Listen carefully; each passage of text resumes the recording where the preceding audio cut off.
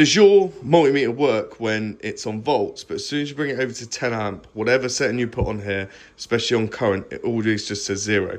Well, what's happened is the internal 10 amp fuse in this has blown, so I'm just going to show you how to fix that. So the first thing we're going to do is disconnect the leads, and don't make the mistake where you're going to open this up and think that you can access it from the battery. You cannot do that. So a lot of these all just have this massive cover on, which you'll see there.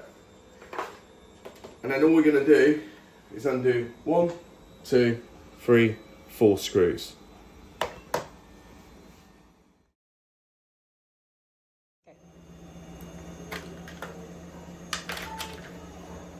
So here's the culprit right here. It's a 10 amp fuse, so we're just going to replace it. Now I've already diagnosed this fuse by doing a continuity check and it failed, so we're just going to put the new one in and then put it all back together.